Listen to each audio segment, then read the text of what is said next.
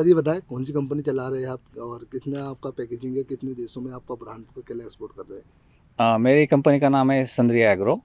ये private limited company है और उसका 100% ओनरशिप मेरे पास है। मैं पिछले 2 सालों से केला एक्सपोर्ट कर रहा हूँ और बुरहानपुर ज़िले का केला मैंने पिछले 2 सालों में 5 देशों में एक्सपोर्ट किया है, मेनली मिडल ईस्ट, जिसमें कि ईरान, उज़्बेकिस्तान, दुबई, कतार और ओमान। ये 5 कंट्रीज़ में अपना केला जा रहा है।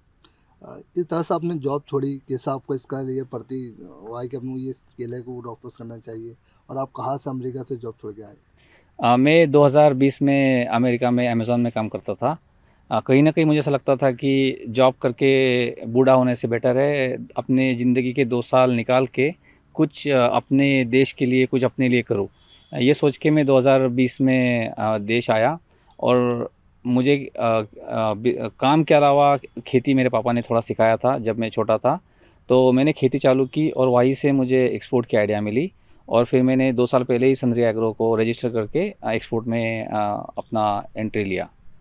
कितने किसान आपसे जुड़े हैं, कितने का आप टर्नओवर करते हैं, कितने का रोजगार दे रहे हैं? इस वक्त मेरे साथ इस ज़िले के 500 किसान से भी अधिक जुड़े हुए हैं। अगर पूरे महाराष्ट्र और आंध्र प्रदेश की बात करें तो 1000 से भी ज़्यादा किसान हमसे जुड़े हुए हैं।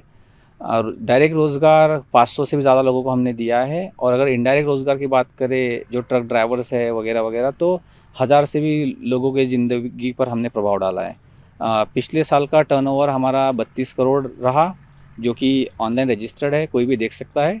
और आने वाले जो 2023-24 का टर्नओवर है वो हमारा कम से कम 70 करोड़ के आसपास है और उसके भी अगले साल हम 150 करोड़ की कंपनी टर्नओवर में उसको ले जाने के लिए प्रयास कर रहे हैं।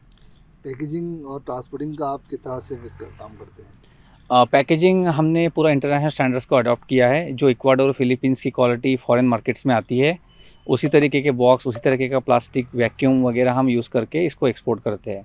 अपने केले में सबसे बड़ी दिक्कत ये आती है कि इस ज़िले का किसान या फिर पूरे महाराष्ट्र का किसान जो है वो क्वालिटी के लेके उनके लिए उसका नॉलेज नहीं है।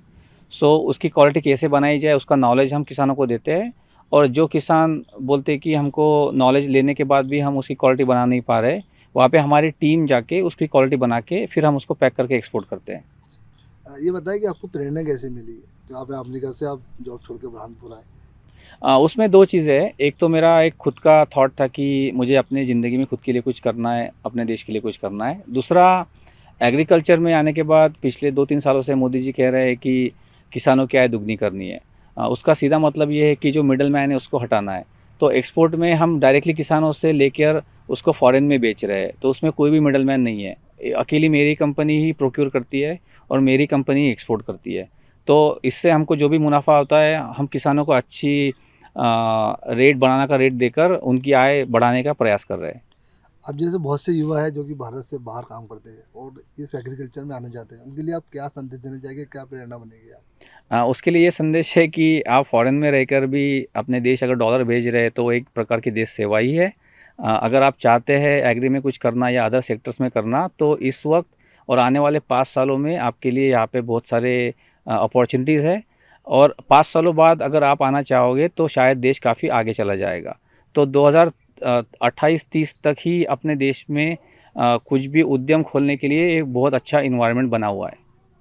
सरकार को क्या प्रयास करना चाहिए ऐसे मामलों में? क्या सरकार से आप मदद चाहते हैं?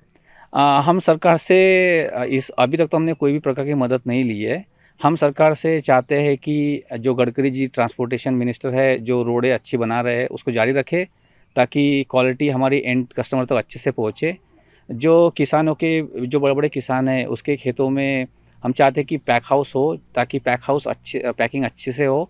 तो उनके लिए किसान अगर गवर्नमेंट अगर आइडेंटिफ़ाई करके उनको अनुदान देती है ताकि उनके खेतों में ही पैक हाउस बने, तो हम इक्वाडोर जैसी कंट्रीज़ के साथ भी कॉम्पिटिशन कर सकते हैं। ठीक है, चलो।